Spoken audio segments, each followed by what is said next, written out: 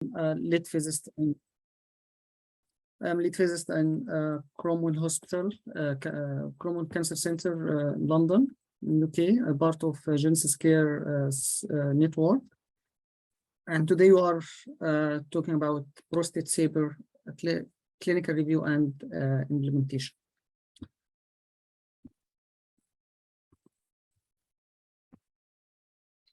Okay, our objectives today, it will be like a clinical background on prostate radiotherapy, then moving from conventional radiotherapy to SABR technique, prostate SABR pathway, which we are talking about, the patient workflow, planning and treatment delivery, and conclusion at the end.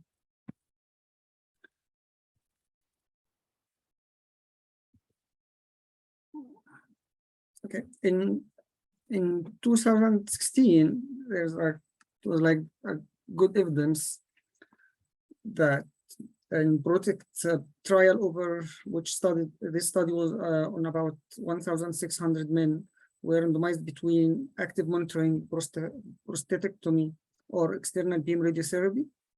And this study showed that there is no significant survival differences, although a higher rate of disease progression and development of metastatic was recorded in active monitoring group only.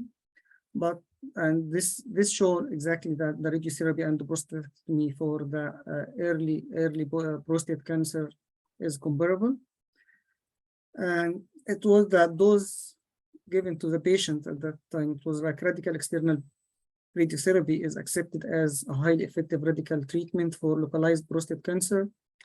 Randomized trials have demonstrated that dose escalation to 74 to 79.2 grays in 1.8 to 2 gray per fractions delivered using conformal external radiotherapy compared to the conventional dose at that time, which was like 64 to 70 grays. This dose escalation results in improving in biochemical control at 5 years. Improve was about 10 to 20% at five years, with 5-year freedom from biochemical failure rates of 64 to 80% reported. So that means that dose escalation is a key factor in the patient treatment and even in the overall survival rate and quality of life as well. So that, but the idea of dose escalation using conventional fractionation, which is 2 grays per fraction, leads to prolongs of overall treatment time, which is effective, have like a negative effect on the cancer outcomes. And this comes from the radiobiological background.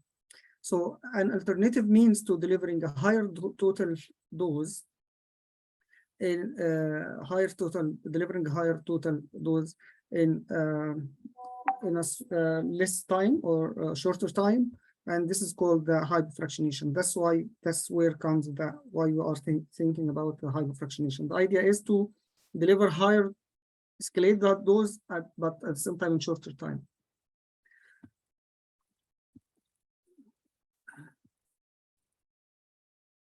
Okay. So increasing those to prostate increase the cure or the cure rate of the prostate cancer at the expense of increase the side effects at the same time. However, it may be possible to simultaneously increase cure rates and decreasing the toxicity by exploring the unusual biology of prostate cancer. It was the Brand et al. In 2019, and this is a good paper, actually a good reference paper for SABR prostate. For most cancer, and this is the background why you are moving to increasing the dose per fraction for prostate. The idea is from radiobiology is alpha beta ratio is high for most of cancers, and around 10, and in some cases that's about maybe above 10, like in head and neck patients. So, and that means that indicating that these tissues are more sensitive to total dose radiation rather than those per fraction. So if we have high alpha beta ratio, that means we need like to have like a total radiation. But for late reacting surroundings, normal alpha beta ratio is low, and indicating that it's higher sensitive to the fraction size. So dose per dose per fraction. Now there is like a new evidence that the alpha beta ratio for prostate is even lower than the surrounding normal tissues, which is 1.4 grays. So that means that we need to increase the dose per fraction, which makes it will be like more sensitive to the radiation. This means that by increasing dose per fraction and reducing the total dose, would expect it to increase the cure rates and decrease the toxicity, suggesting that the higher the dose per fraction, the higher the cell kill to the prostate cancer. So this is the idea of prostate SABR, or clinical idea of prostate SABR. And starting from that, there was like a CHIP trial. CHIP trial, this trial was like about 3,216 men were randomized between conventional fractionation and hypofractionated schedules of 60. It was like 60 gray in 20 fractions, or 57 grays in 19 fractions. More extreme hypofractionation was the hypo trial, and phase 2 randomized trial was 1,200 for intermediate risk patients to receive either conventional or highly fractionated schedule, which was like 42.7 in 7 fractions. And the SABR one which is the most recent study and base trials, which is like phase 2, based at Royal Marsden Hospital in London, and the trial consists of 2 parallel randomized processes in order to directly compare SABR with radical prostatectomy and the standard radiotherapy. SABR delivery was done by cyberknife or linac-based techniques, and the prescribed dose was 36.25 grays in 5 fractions to the BTV patients in standard clinical stage. SABR techniques varied using a dose fractionation, 33.5 and 40 grays. This is in general what is the SABR techniques for. We're talking about, okay, in 4 to 5 fractions. Overall treatment was well tolerated, with low rates of grade 3 above toxicity to the bowel or rectum or bladder. The 5 years biochemical recurrence failure survival was 98% and 95% for low and intermediate risk patients, respectively. This is a study. It was done by William Jackson. It is like a meta-analysis study done in 2019. This is for prostate SABR results, and they run this study analyzed the review on about 6,000 patients treated using SABR or SPRT or SABR prostate, and they studied in this study the assessment, the biochemical disease control, patient quality of life, acute and late treatment related toxicity, and they showed that the biochemical recurrence-free survival over time, it was like about 95% at 5 years and 93% at 7 years. And here you can see from their results, their analysis, that the urinary score over time, it was like at the first 6 months, it was like dropped from 90% to above 80%, and then increased again and almost straight line after 5 years. This is the bowel score as well. It's almost the same behavior, and even it's improved by time. And the sexual score over time, it was just decreased, but it's not failure. It's not completely failure as happened in the conventional radiation. So it's still. So the conclusion from this meta-analysis that Prostate SABR provides excellent disease control, favorable patient-reported quality of life, and results in minimal serious, acute, and late toxicity. So this is like a clinical introduction on the prostate SABR, why you are thinking about prostate SABR, and why you are moving from conventional to hypo and then to SABR treatment for prostate. Okay, now I'm going to talk about prostate SABR workflow. How we implement this in our center, and how can you implement this in your center in general? So the ideal patient workflow, it will be starting from imaging and target delineation, then treatment planning, doing dosimetry, or which is assessing the plan quality, and then patient-specific QA, and then localization on treatment machine, or patient setup on treatment machine, and then treatment delivery. This is the ideal workflow, and it's almost the same as our other any patient going through radiotherapy. So before going to the patient, before starting patient scanning, we are going to the patient selection. It's not all patients could be selected, but yeah, we have some exclusion criteria. So any patient which suffer from any of those may be excluded from SABR and move to the hypofractionation or conventional. So the patient have previous radiation in pelvic region. This patient should be excluded, but however, in using the new techniques, the new modalities, which is MR-Linac, may solve this, because you can see that tumor, the target itself, it's like tracking, and so you can still at some patients you can still give him like SABR. If life expectancy less than 5 years, patients excluded. Bilateral or unilateral hip prosthesis or any other implants which cause like severe CT artifacts, so which is affecting our planning process, and so it will not be this patient will not be suitable for SABR. It's not for clinical point of view, but for physics point of view or planning and dosimetry point of view. That's why that reason.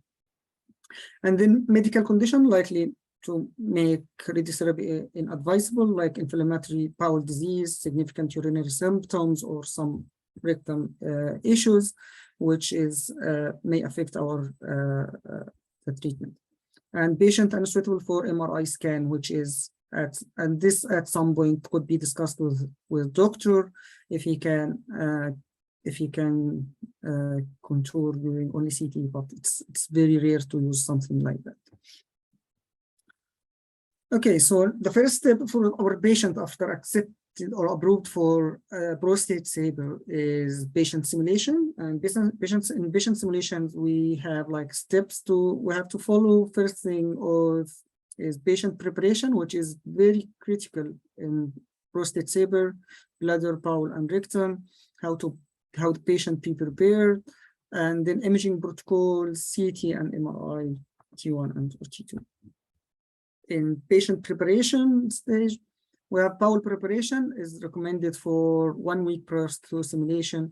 The patient may also fast for 3 hours prior to both planning and SABR treatment. So that the same preparation should be followed during the CT and during the treatment as well. So to be like consistent, so we have the same bowel behavior during CT and during the treatment. I mean here the CT simulation. Bladder filling, we need the same.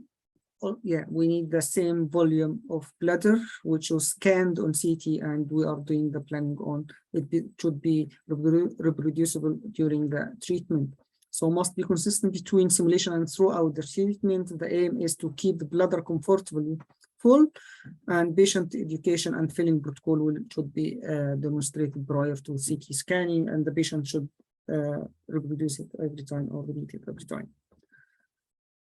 Now it's rectal emptying. It's required that patient maintain an empty rectum at simulation and during the treatment as well, to ensure consistent target positioning This will be achieved through strict adherence to the local protocol, central protocol, and affirm with radiographer prostate SABR, CBCT, and plain CT matching competency.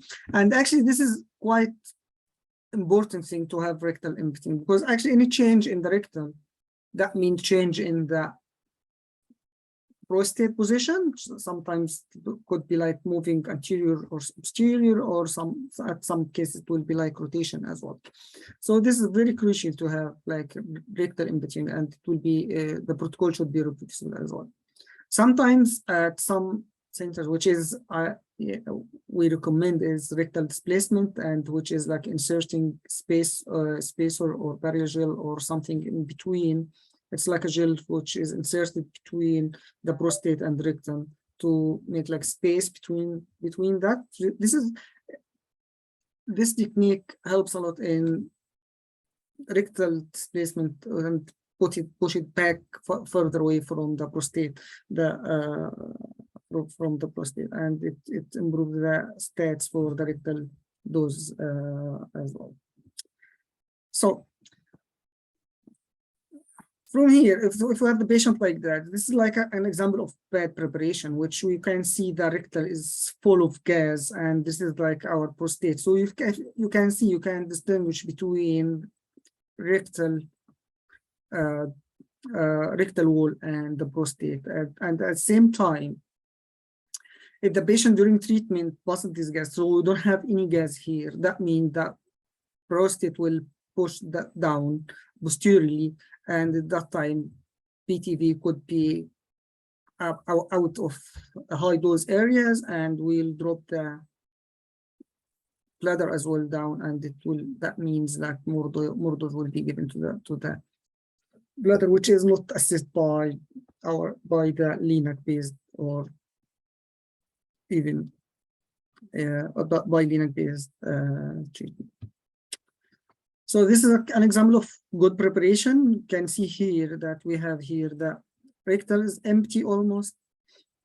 It's not that fully with gas, and this is the prostate. And here we have like spacer inserted as well. So it's good and ideal preparation for this patient. We have spacer as a rectal displacement, rectal empty Venus. So we have this separation between prostate and rectal, and it could be more visible in the sagittal view. You can see here there is a good space between the prostate and the rectal wall, and which improve the rectal statistics during the planning, and as well as we have this spacer here, or this gel here, that keeps it like almost the same position every time. This is from the anatomy. As you can see, this is the prostate, and here we have like this is and the rectum, and where the perigel is, or spacer inserted between the prostate and the rectum, and it pushed the rectal more posterior or further away from the prostate.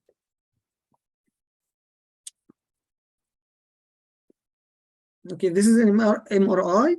As you can see, this is you can differentiate between prostate and rectum as well. So this is the idea of why we are using the perigel in more details here. And this is how the spacer insertion appears on the MRIs. You can see here, it's like in CT, pushing this white color.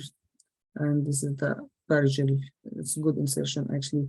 It's almost covering all the space between the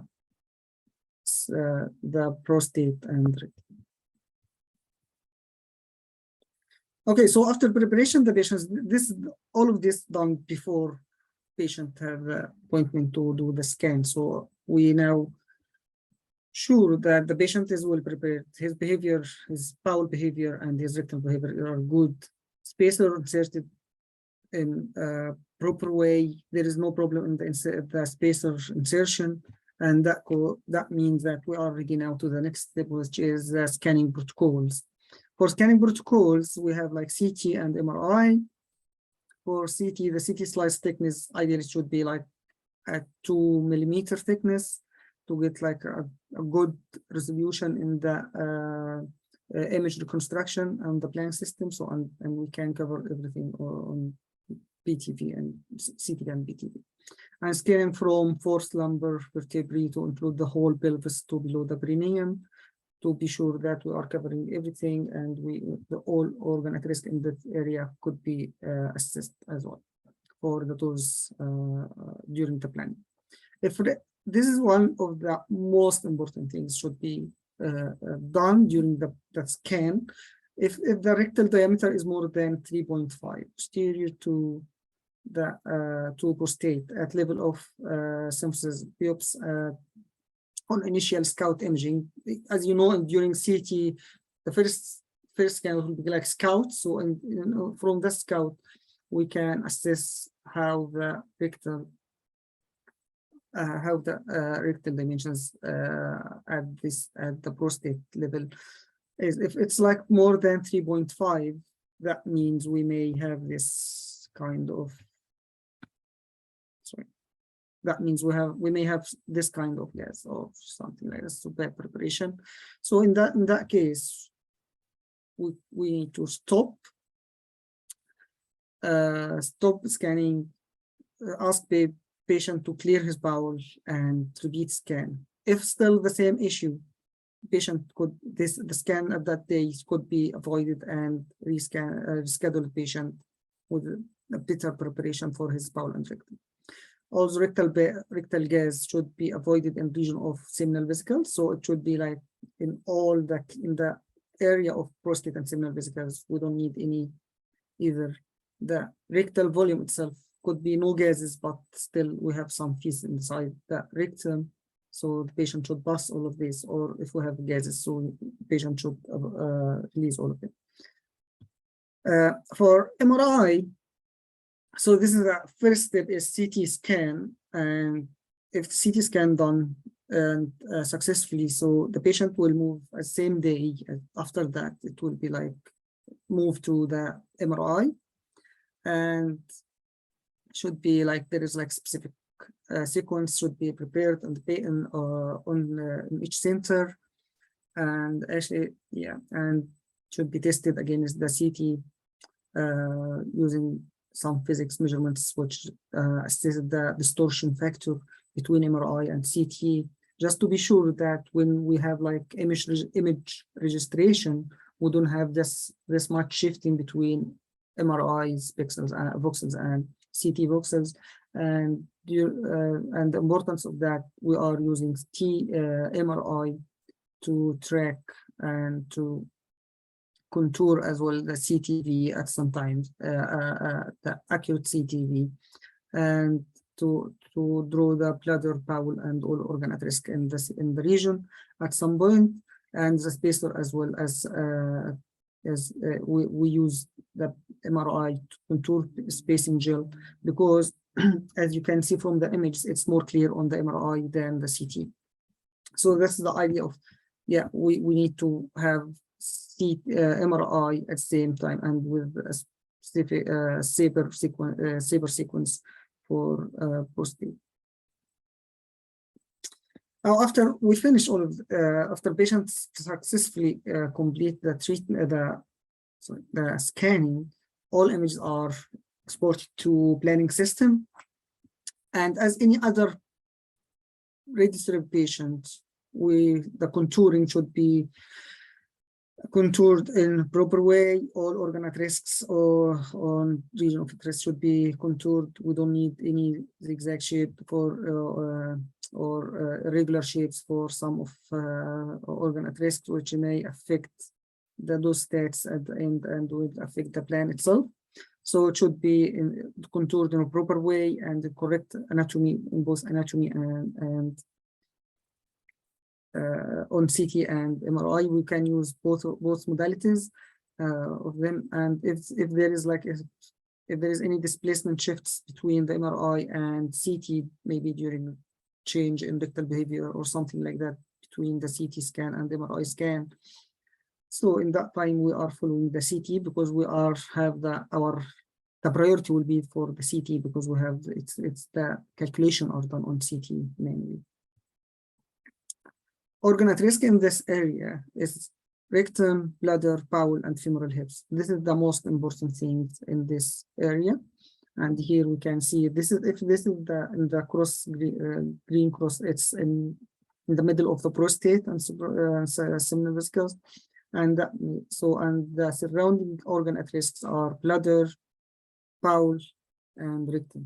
So this is the most important organ at risk we are keen about because it's like adjacent to the PTV, and at some points maybe there's like some overlap between the organ at risk and the PTV or the planned target volumes, and at that time, at that stage, we need to assess the dose as well. So we should be keen about contouring the organ at risk in a proper way and in accurate. And should be reviewed, by the way, by two different doctors. Okay, how to contour CTV? So for CTVs, which is it depends on the staging of the prostate tumor or the cancer. So if it's like for low risk prostate cancer, it will be like prostate only. For intermediate risk, it will be like prostate and increasing someone is growing and adding margin 1 centimeter all around isotropically. It will be this is our CTV, and then we will add BTV or add on this CTV. This is for the intermediate risk, and this is for a high risk. It will be the prostate and increasing like 2 centimeters isotropically. And this will be our CTV in the high risk prostate cancer, and then adding the BTV add-on.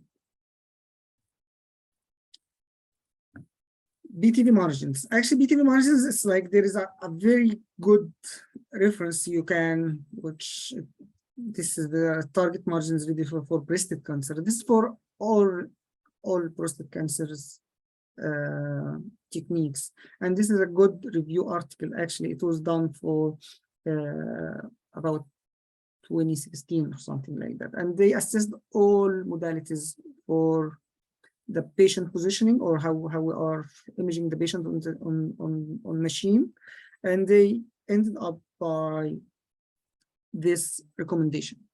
So BTV margins of 5 to 8 mils when using CBCT based on soft tissue registration or when using implanted fiducial markers. Sorry, there's someone is drawing on the screen, which may.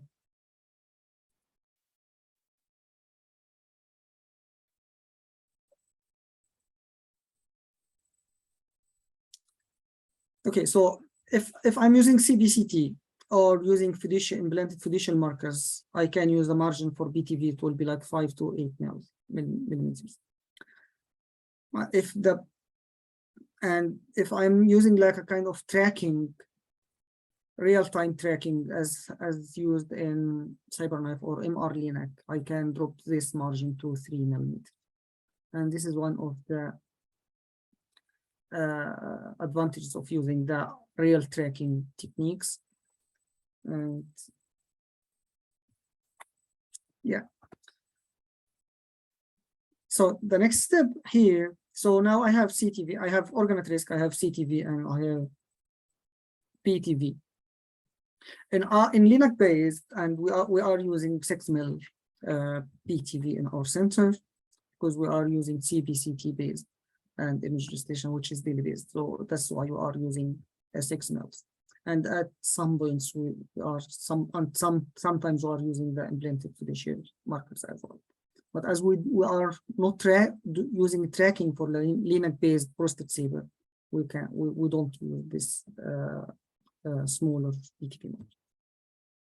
However, in our MR Linac, we are using 3 mils by the way. So okay, so for beam arrangements, it depends how the beam are. So if what's the platform you are using?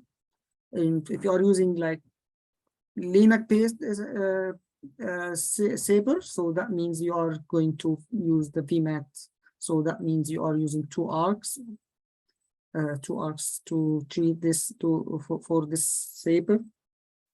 And the idea of using two arcs, not one arc, is because you are delivering a high dose per fraction. That means very high number of monitor units, and sometimes you, at some stage, you may need to have like mid CBCT just to check how the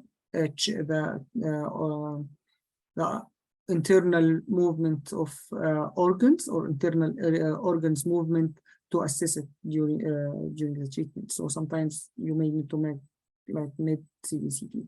So that's the idea of using two arcs. If you are using MR-Linac, so MR-Linac actually based on IMRT fields. So it's IMRT techniques and Steven shot. So it's like from 9 to 11 fields with around the patient. That's the idea of it. And if you are using CyberKnife, the idea of CyberKnife is using just beamlets, which is from all around the patient. Apart from the posteriors, you can have beamed from anywhere around the patient. So this is how the dose distribution comes after using this beam arrangements. In Linac based, you will have two arcs, and this is like 50%, and you can see here somehow it's like almost circle around the patient. At MR-Linac, as it's like IMRT beams, so you will have this dose spillage around the patient. It's not quite conformal. This is the low dose, and this is a beamlets, which is more or less like the IMRT fields, but here it's like more and more distributed around the patient. So this is how it will appear on your dose distribution, or how it impacts your dose distribution. The different modalities or different platforms will impact the low dose distribution in your patients. Dose prescription for this. So after, sir, can we clear these lines? Yellow lines are coming here. Can I do it from my side? I don't know. Yeah, I think you can on your screen.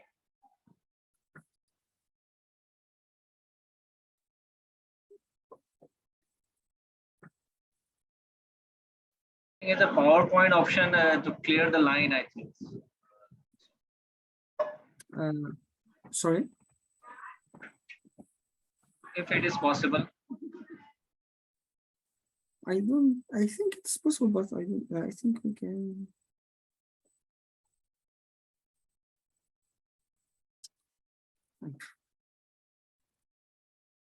I can't actually from my. Or you can end the show and then share screen again. Maybe. Okay.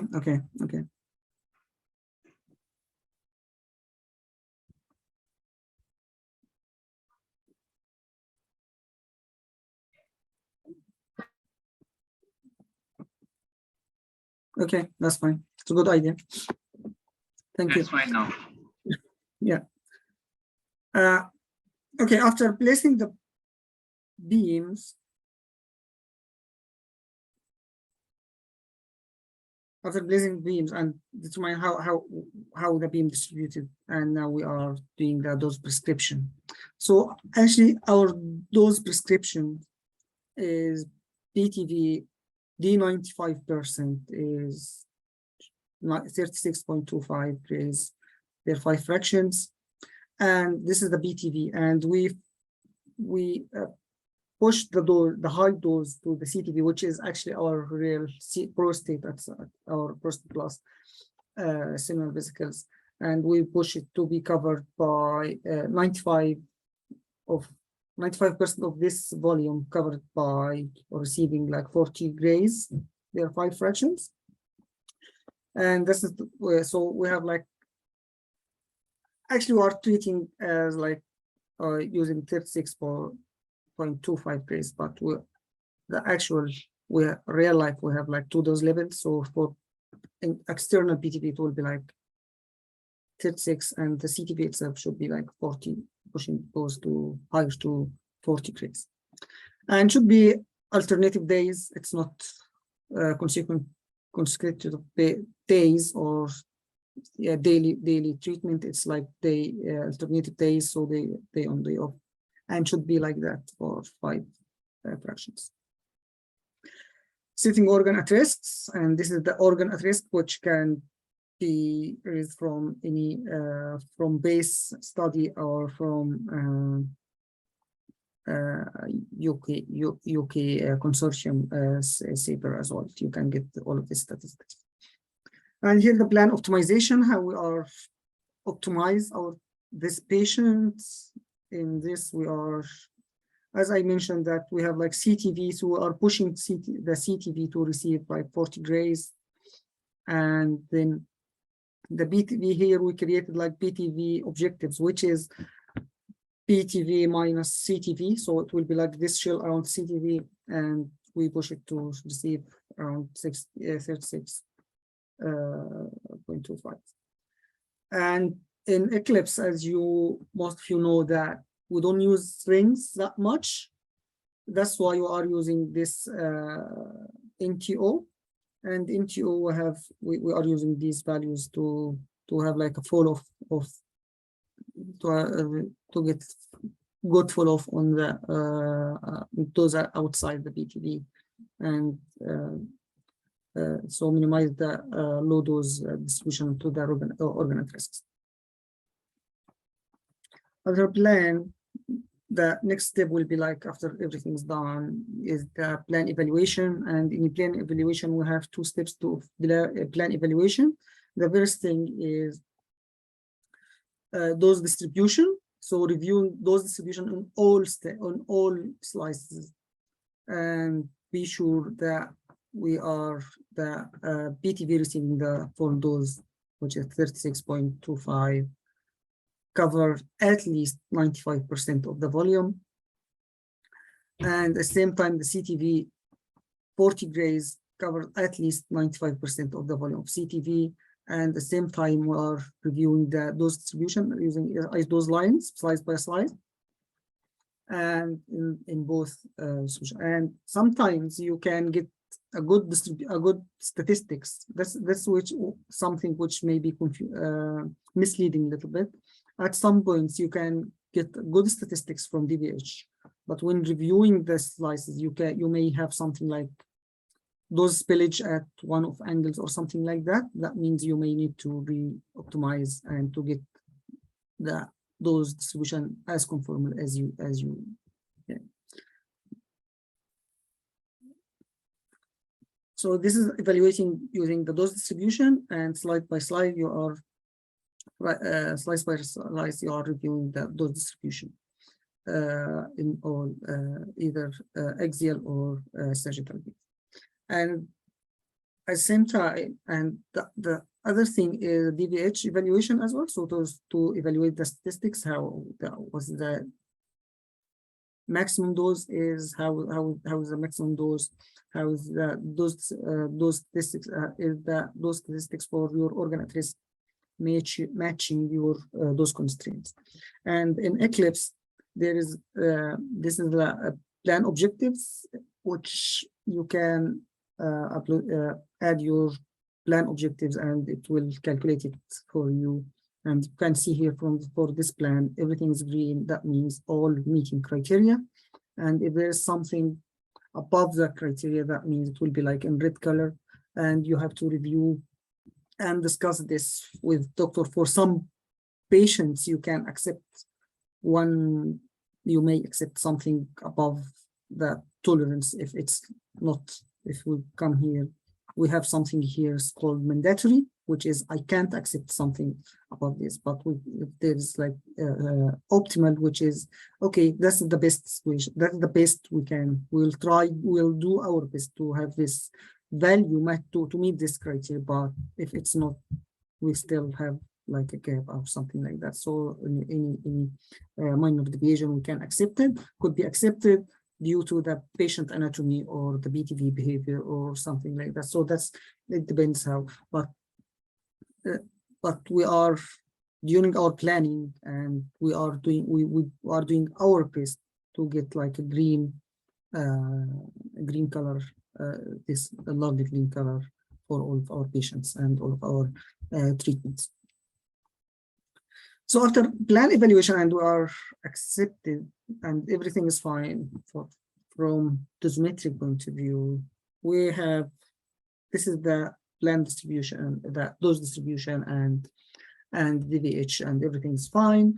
We need to check the plan quality. Another thing to check the plan quality is the conformity index and the gradient index. And this is a well-known criteria how to check your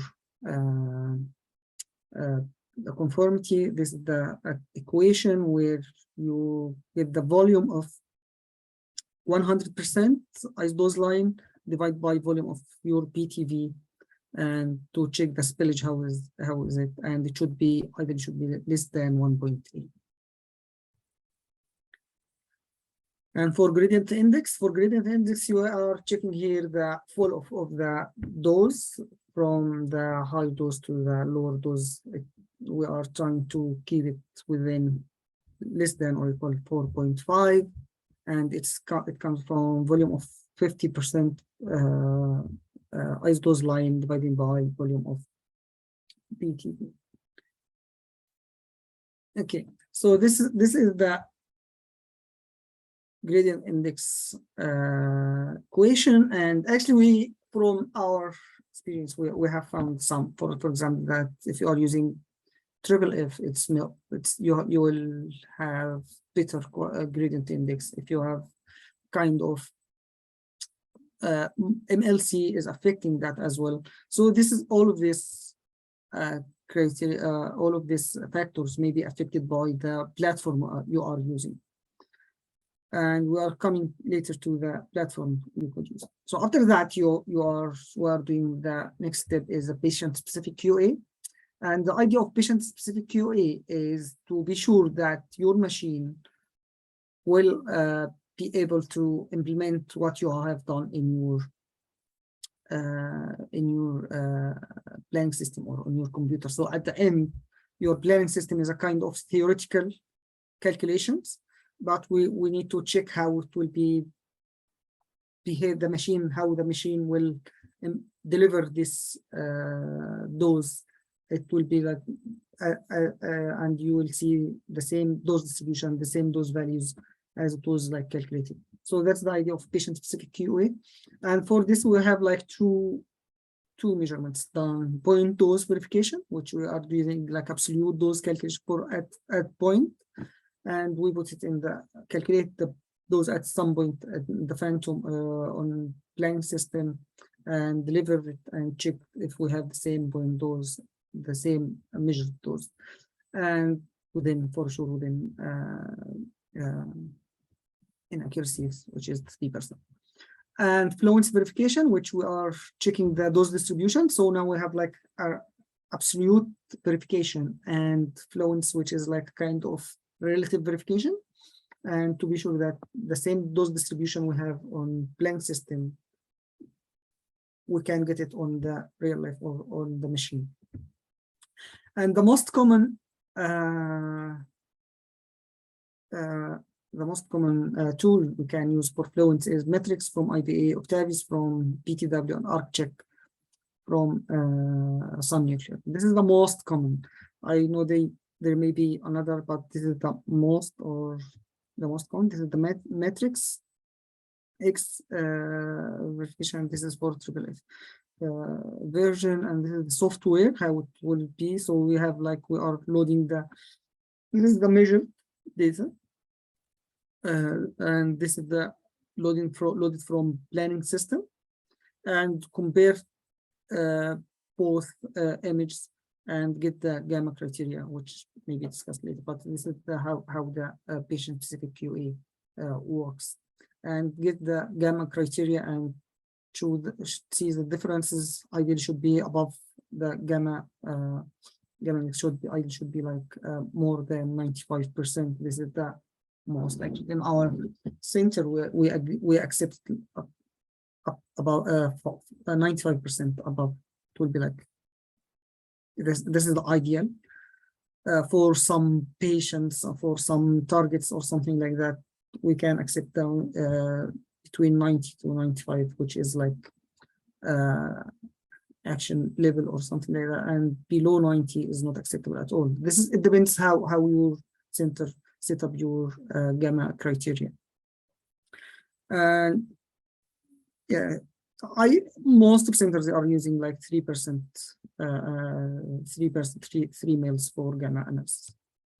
This is the fluence verification actually for using Octavius, and the idea of Octavius is the problem. It's not a problem, but the metrics. It's like you are placing the 2D array on the table, but even when you are rotating the gantry, it's not moved at all. Octavius trying to mimic how to get the beam direct to the detector every time. So that's why they have this phantom 4D phantom, which move Octavius 4D, which move again with the gantry, rotate with the gantry. So every time you have radiation, you will have it will be direct to the detectors, and this is how they are working. And this is the same idea at the end. You will have the measured data, and this is the calculated data, and compare against each others to get the gamma criteria. This is ArcCheck, and in ArcCheck they use a smart idea, which they distribute all detectors around this cylinder. So every time you are rotating, your gantry rotates. So you will the radiation or the beams will have some detector to detect the dose directly, and they have this area of this plug in. There is you can put your ion chamber insertion here. So in ArcCheck you can do the point dose and fluence verification at the same measurement at the same time, which saves a lot of time, unlike Octavius or Matrix, which you will measure the point dose alone and then measure the fluence at the second step. And this is how it will you will have the measured data, and this is the measured data, and this is the planned or calculated data coming from planning system, and this is how it will be compared. The idea of it's like quite funny shape here, because it's like the idea they are analyzing after it's like spreading all detectors after we have like cylinder. So but here you don't have this cylinder shape distribution, so it's like a kind of spreading it to be like 2D and comparing each others against each others. So this is how the patient specific QA runs. So the key point here, we are measuring the point dose and the fluence verification to be sure that we have like the absolute dose verification are done by point dose, and the relative or the dose distribution are verified by this fluence measurement. Okay, for delivery itself. So now the patient is going to be on machine. We have, again, the machine criteria affecting our dosimetry and patient positioning is different from machine to other or platform to other one. So if I'm using the linear accelerators, for example, for linear accelerators, we have different MLC shapes. It's maybe for ranging from 1 centimeter MLC thickness to down to 0.25, which is this is the common, for example, or 0.25 centimeter for high definition MLC, for example, from Varian, or 0.5 for agility for Electa. and 1 centimeter at some old machines for Electa and either for Varian as well. So that's one of the criteria, and all of this it will affect our dose distribution and will affect the conformity index and affecting our dose gradient. For example,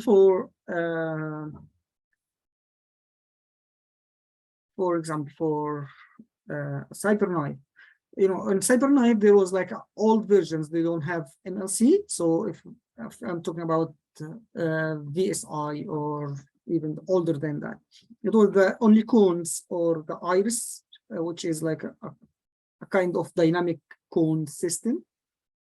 So it was like you only have like this circular shape beams, and in that time, so it will affect the conformity index and will affect the it depends which shape you are, which cone you are using, and how it works and something like that. So it will affect your dose distribution, not the distribution, but the conformity index and the gradient index. So that's how it's not only MLC. So let's say it's not MLC or cones or whatever, yeah, which beam shaping you are using. The second thing is the couch specification. And in couch specifications, actually, we have 6 degree of freedom on our machines.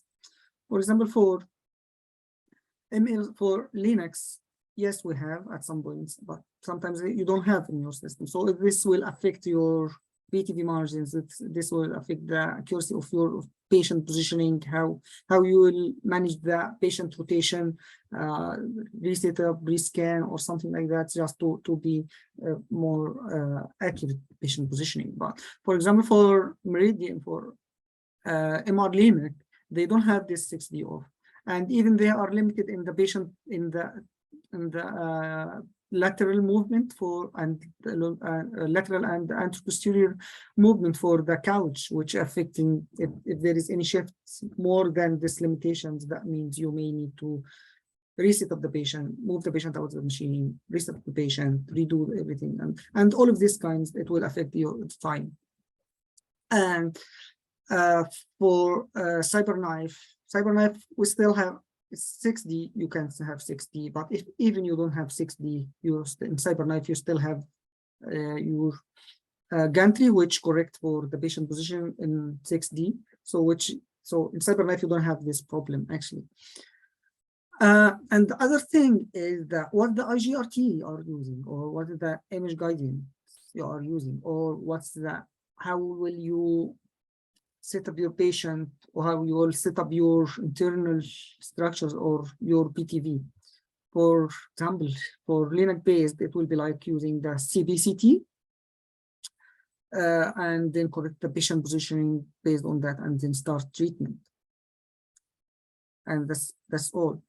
And for MR Linux, and for example, for Ethos, which is like kind of still Linux, but Halcyon, it's Linux. It's not MR Linux. It's normal Linux, but core based Linux and something like that. So but they have kind of adaptive radiotherapy. What was the name of adaptive here? That it will be correct the plan based on the patient setup. So you don't need to have like a lot of things to do with the patient setup. So if there is kind of shift up to limits, you can just replan the patient on the day setup, and then you can do the and then you can run the treatment on that day. For example, for MR for CyberKnife, it will come later. It will using the fiducial and have this tracking system, and fiducial tracking. It's just 2D imaging, KB images, and correct for that.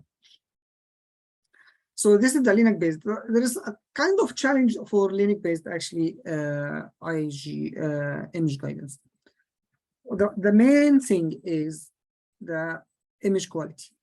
If you have like a poor image quality for your CBCT, for example, here you can't distinguish between the prostate and the rectum. So that's one of the critical things you can face on your LINAC based. Here, for example, you can distinguish because the beam quality, the image quality here is better than the other one somehow because of image registration issues.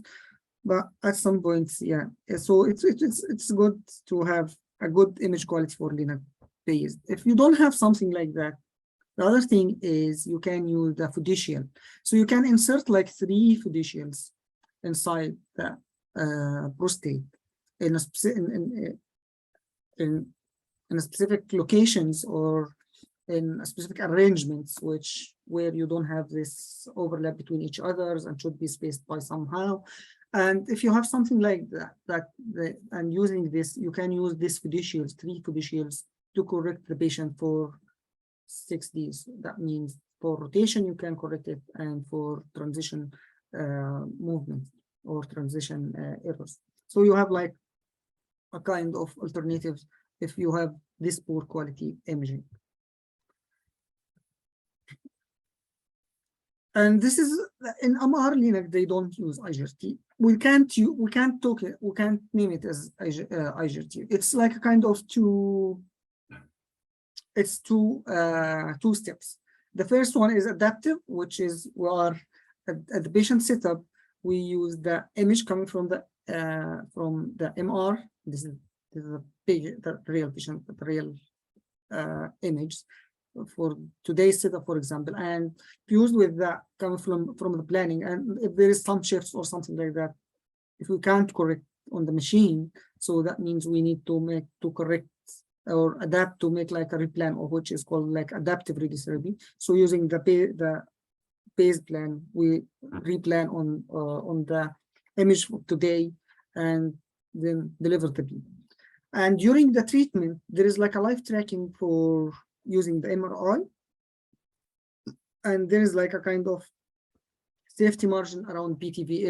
If the PTV is moved above this, the treatment will be stopped and until it moves back, and then the treatment continues. So this is the idea of MRI LINAC as used. So it's like a kind of adaptive radiotherapy for beam on and image guided during or gating during the live gating during the treatment itself.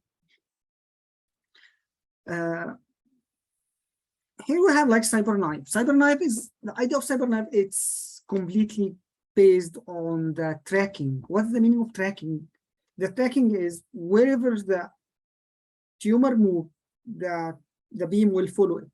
That's the idea. So you don't stop. So if we have shifts like 1 mil, if we have shifts 1 mil in our fiducial, is that means that the beam will be stopped? No, it will not stop. The gantry will correct itself to shift this mil as well and following the tumor. So that's the idea of CyberKnife, and that's why it's called tracking. It's not gating. The gating is if the tumor at the position, it will be treated. If out position, it will stop.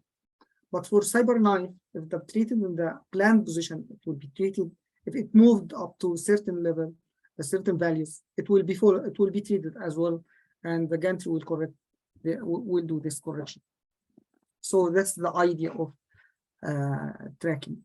So the patient position at the beginning, just laid, as you can see, the patient is just laid on the couch, and then using the X-ray imaging, 2D images, and it will be like two images at 45 degrees on the patient, and we'll have this fiducials defined from the planning, and this is what we have from the cameras, and overlaying between both of them, and to check how the values are, if it's within the limits, is fine, it's up to within the treatable level.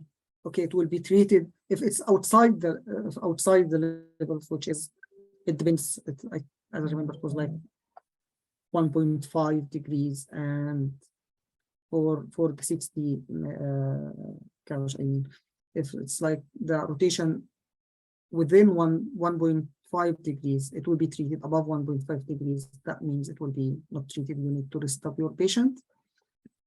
And shifts, I think it was like 3 mils. If it's within 3 mils, it will be treated and tracked and will be treated. And if it's above that, it will be needs reset up. And that's why the tracking idea, you can use the less PTV margins, because anyway you are treated every time. Okay, so what shall I use? Shall I use like CyberKnife or Linux based or MR Linux? This is a good question actually, and there is a good paper just published this year. It was like May 2022. Let's compare CyberKnife, because CyberKnife is let's say it's like the first platform used for prostate saver. Again, it's the Linux based, and actually it was like the results dosimetric wise. The dosimetric was on the planning system against planning systems. It was almost the same. You don't have that difference. However, in low doses, as we showed before, in low dose, the Linux based was better than CyberKnife, and we expected that because of, as we say, that there is a more spillage on doses from low dose spillage from CyberKnife. And actually, I have, from my experience on 3 platforms, I have this comparison. As you can see, adaptive radiotherapy is only in MR Linux, tracking only in CyberKnife, CBCT, which is a kind of 3D. You have like 3D image CT coming on Linux. Image guide, MR guidance radiotherapy, it's only in MR Linux, but we still have gating on Linux, which is could be used. Beam energy, the good thing is beam energy is 6 MV and 6 MV triple F. And in CyberKnife and MR Linux, we have 6 MV triple Fs as well. Fields, here you can arc and something like that. Fiducial could be used in Linux, CyberKnife, but in MR Linux, you can't use it because it causes like artifacts for MRI images, which affects your tracking. So the main difference actually I have noticed is the time, the treatment time. The patient laid on the bed, for example, in Linux, about from 15 to 20 minutes from patient setup to end of treatment, using CBCTs, corrections, all of this. But for CyberKnife, it ended up maybe 45 minutes, and the same as for MR Linux. And in case all of that you just follow straightforward. If the patient don't need like, if the patient needs like more adaptive radiotherapy or needs something like that, that means more time at a time. At sometimes we are treating prostate, which the patient, maybe the bladder will be filled during the treatment of the patient for this long time on MR Linux and CyberKnife, so the patient maybe needs to go to the toilet to empty his bladder, so that means you may need to extra time to complete the treatment. So actually, it's my own opinion that the treatment time is the most critical point here. The major difference is the treatment time, and it's a good, yeah, it's a positive thing in Linux as well. But the tracking and the imaging the imaging for MR is better, for example, for sure. So our conclusion from this presentation is prostate SABR has prospective evidence supporting its use with favorable tumor control, patient-reported quality of life, and level of toxicity demonstrated. SBRT has sufficient evidence to be supported as a standard treatment option for localized prostate cancer, while ongoing trials assess its potential superiority. This is a kind of clinical conclusion. And from our side, as a physicist, from the physics point of view or the delivery point of view, different platforms are now performed prostate SABR. You can use either of them. Keep in mind all of the differences we have mentioned, and each center must validate their own protocol based on machine they are using, with the machine criteria they have, and the IGRT or adaptive or tracking they are using, and based on that they will develop their CT protocols, MR protocols, PTV margins, and all of that. Thank you. And questions? Thank you very much. Participant can unmute themselves. Any questions if they have? If I have a question, but I have a comment. Yes, please. Yeah, thank you, Dr. Mahmoud, for this more information and more in-depth lecture. And I hope this need to be more fractionated from this lecture to be more understand and be happy with this knowledge and with this experience. And thank you very much. Thank you.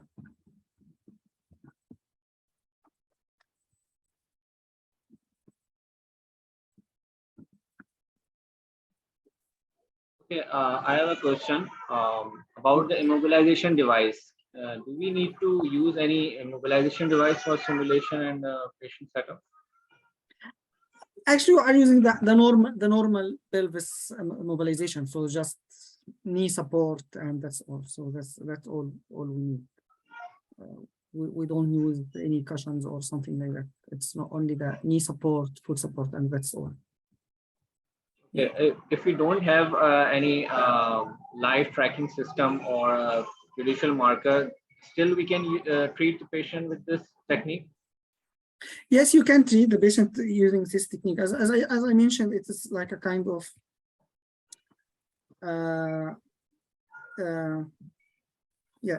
for example, you can, for Linux-based system, you can use CBCT for your IGRT, and based on that you can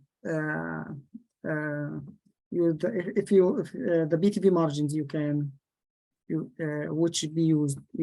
It will be based on the image guidance you are using, and that's the idea of in my conclusion. I mentioned that it depends on the machine used, so you have to validate this technique based on your own system. Or so if you are only using the CBCT, you don't have PD shape, so that means that the BTV margin should be 6 to 8 millimeters, and so on. Yeah. Okay, so still validate for anything you can. Sorry. Okay. Can you go to the your planning slide like DVH, in which you are showing the DVH and optimizer? In optimizer, you are showing the DVH, I think.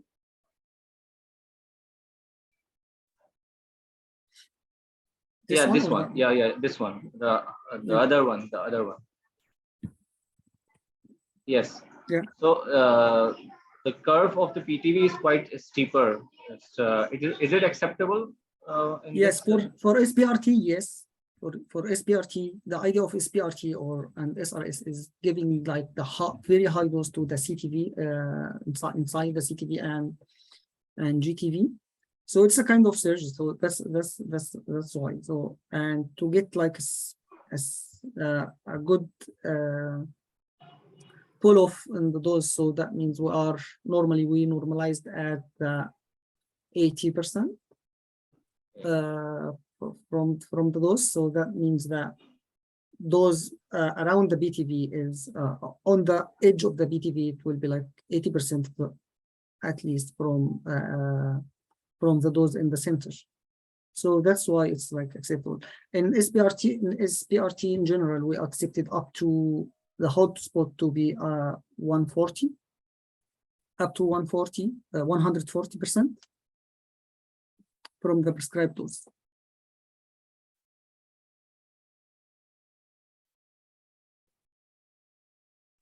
Okay. Thank you, Dr. Mahmoud. Thank you very much for your time, and it's such a great presentation. Thank you. We're having such a great time with you. I have sent one request on the WhatsApp, so kindly look into that. And now we are signing off. Thank you all for participating. Thank you very much. Thank you.